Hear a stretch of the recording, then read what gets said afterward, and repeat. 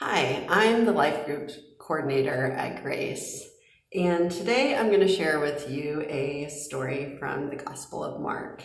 It reveals something about our hearts, our relationships, and Jesus' authority. In Mark 10:2-9, we read, "Some of the Pharisees came, and trying to test him, they asked, 'Does the law allow a man to divorce his wife?' Jesus answered, 'What did Moses command you?' They said, 'Moses allowed a man to write a divorce certificate and to divorce his wife.' Jesus said to them, 'He wrote this commandment for you because of your unyielding hearts. At the beginning of creation, God made them male and female. Because of this, a man should leave his father and mother and be joined together with his wife, and the two will be one flesh. So they are no longer two, but one flesh. Therefore, humans must not pull apart what God has put together.'" The first time I read this, the part that stuck out to me was there in verse 5. "He wrote this commandment for you because of your unyielding hearts." I don't know about you, but a majority of the issues I've had in my marriage stem from exactly that, unyielding hearts. You could call it pride, stubbornness. Webster defines unyielding as being firm, lacking softness or flexibility. I think most of us right now are experiencing that we have to be flexible with our jobs, with our children, with this whole schooling thing.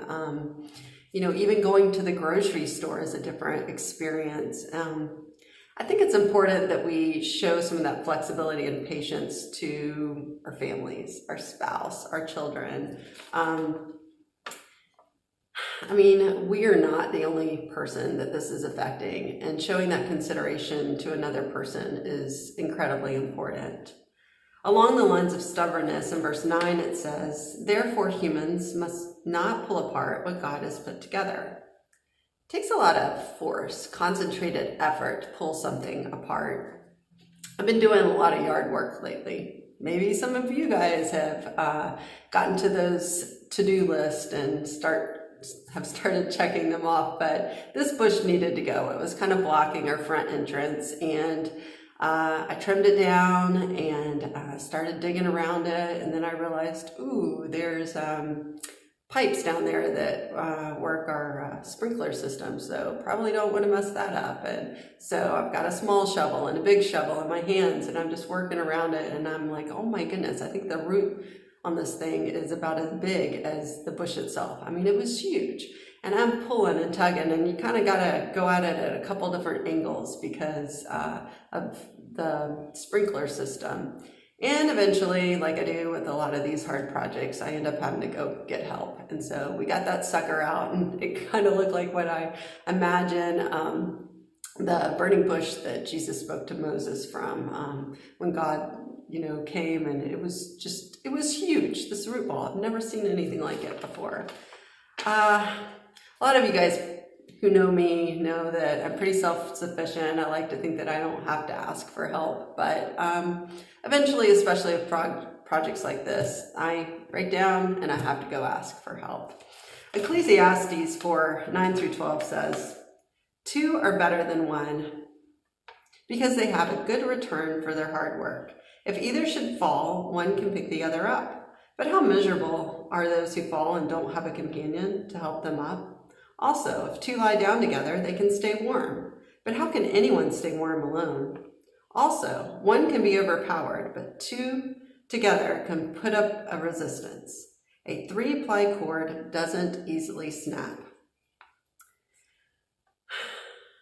I like to think that with God, anyone is stronger, including a marriage. We've been tracing Jesus' authority through the book of Mark. He shows his authority over sickness, unclean spirits, sin, forgiveness, and even the Sabbath.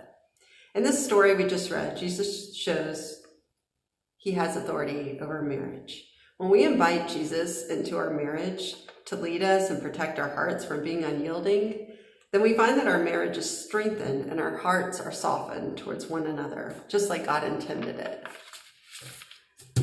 I hope you get something out of this today. I know I certainly did.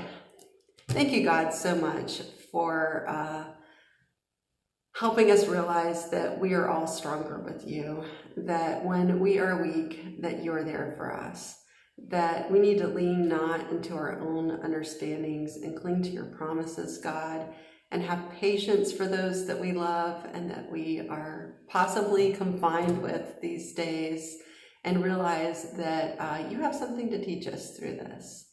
We appreciate your love and your support of us, God, and allowing us to have this family of believers through this time. Amen.